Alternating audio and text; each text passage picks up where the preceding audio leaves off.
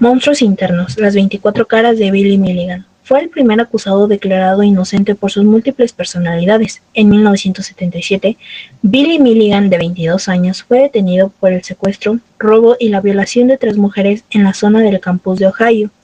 Fue encarcelado y se le asignaron defensores públicos para que trabajaran en su caso. Sin embargo, durante una evaluación psiquiátrica, Milligan reveló que no había cometido ningún delito. Era Reagan quien había robado el dinero y Adalana quien había violado a las mujeres. La evaluación continuada reveló 8 personalidades alternativas adicionales, y el 4 de diciembre de 1978, Milligan fue declarado no culpable por razón de locura de 9 cargos criminales. En el juicio de Milligan, fue el primero en el que un acusado fue declarado no culpable por razón de demencia sobre la base de un trastorno de personalidad múltiple, que hoy se denomina trastorno de identidad disociativo. Según sus médicos, los graves abusos físicos y sexuales infligidos a Billy en la infancia por su padrastro, Chandler Milligan, hicieron que su personalidad se fragmentara en 10 para que más tarde se fragmentaran hasta en 24 personalidades separadas que apenas tenían conocimiento de las acciones de las demás. En el juicio y en la docuserie, la madre, la hermana y el hermano de Milligan dan fe de la naturaleza brutal y abusiva de Chandler Milligan, que siempre negó las acusaciones contra él. Chandler Milligan murió en 1988 a la edad de 61 años. El documental recorre los 8 tumultuosos años de internamiento en cárceles y hospitales psiquiátricos que siguieron al juicio de Billy Milligan hasta su fuga del Hospital Psiquiátrico Central de Ohio, el 4 de julio de 1986. Milligan obtuvo documentos falsos con el nombre de Christopher Carr y se instaló en Belize, Washington, cuando el compañero de habitación de Milligan, Michael Maiden, desapareció en septiembre de 1986. Milligan abandonó el estado y poco después fue capturado por la policía en Florida. Nunca se condenó a nadie por la desaparición de Michael Maiden, pero muchas de sus pertenencias se encontraban en el apartamento de Milligan, y este había estado cobrando los cheques de invalidez de Maiden en una cuenta bancaria compartida. Tras su detención, Milligan fue llevado de vuelta a Ohio e internado de nuevo. En 1988, después de la evaluación de un psiquiatra independiente, concluyó que Milligan no era un peligro para la sociedad. Fue puesto en libertad y tras varios años en Los Ángeles y Las Vegas, Milligan volvió a trasladarse a Columbus, Ohio, donde su hermana le compró una casa móvil y ella pasó el resto de su vida pintando hasta que murió de cáncer en 2014 a los 59 años. Billy Milligan pasó la mayor parte de su vida en el centro de un caso muy publicitado y escuadrillado, uno que en su mayor parte dejó de lado y despreció las vidas de sus víctimas y supervivientes a expensas del interés público en la mente de Milligan. Daniel Reyes, autor de Flowers for Algernon, escribió un libro titulado Las mentes de Billy Milligan en 1981, tras horas de entrevistas con Billy y James Cameron. Incluso pasó tiempo con Billy cuando vivía en California, desarrollando una película que finalmente fue desechada. Hoy en día, el trastorno de identidad disociativo sigue siendo un diagnóstico controvertido entre los psiquiatras.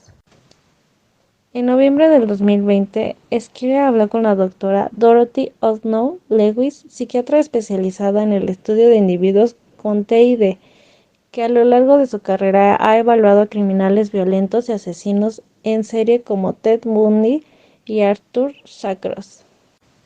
La doctora Lewis explicó que incluso hoy en día, más de 40 años después del juicio de Milligan, utilizar el TID como defensa requiere pruebas muy sólidas, ya que todavía no existe una resonancia magnética u otra tecnología que pueda demostrar su existencia. Algunas de las mejores pruebas de su existencia serían la escritura, el dibujo o las obras de arte realizadas por la persona a la que se examina mucho antes de poner los ojos en ella, dijo el Dr. Lewis. Por ejemplo, en el caso de los niños, los hemos hecho con sus trabajos escolares y con cualquier carta, cualquier dibujo, cualquier cosa que hayan hecho.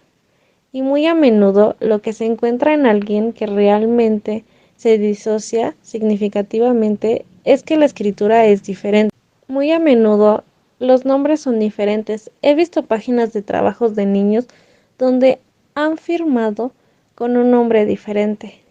A lo largo de Monstruos Internos, las 24 caras de Billy Milligan, docenas de médicos expresan opiniones contradictorias sobre la personalidad múltiple o el trastorno de identidad disociativo.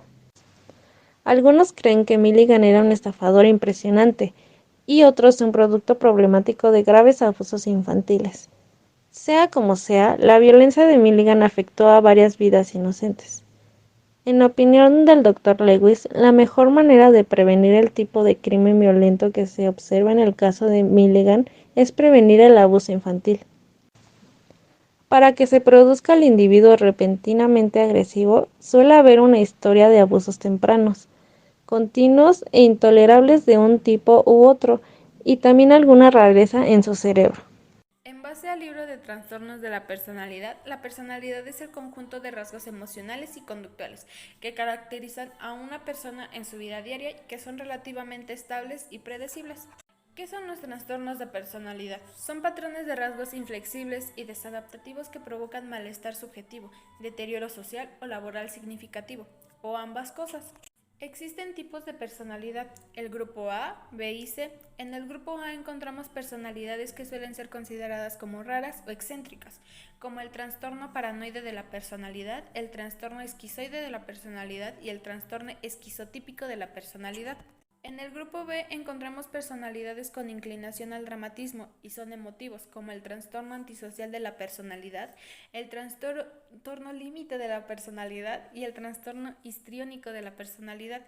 También encontramos el trastorno narcisista de la personalidad. Los pacientes con estos trastornos tienen una clara inclinación al dramatismo, son muy emotivos y de conducta errática. En el grupo C encontramos personalidades ansiosas y temerosas. Los sujetos con estos trastornos parecen ansiosos o temerosos, como el trastorno de la personalidad por evitación, trastorno de la personalidad por dependencia y el trastorno obsesivo-compulsivo de la personalidad. Por lo que el paciente Billy Milligan se le diagnosticó con una personalidad múltiple, que se le refiere al trastorno de identidad disociativa, un trastorno mental donde una persona tiene dos o más personalidades distintas. Cada una de estas personalidades puede ser completamente diferente. El trauma suele ser la causa de esta afección, particularmente durante la infancia. Aunque no existe una cura definida para el trastorno de identidad disociativa, el tratamiento a largo plazo puede ayudar a las personas a combinar sus personalidades en una sola. Una persona con trastorno de identidad disociativo expresa diferencias significativas entre estas identidades alternas, que también pueden ser referidas como alters, alter ego. Como se mencionó, estas personalidades son completamente diferentes entre sí. Estas personalidades fragmentadas toman el control de la identidad de la persona durante algún tiempo. Una persona también mantiene su identidad primaria u huésped, que es su personalidad original. Su identidad primaria es generalmente más pasiva y podría no estar consciente de las otras personalidades.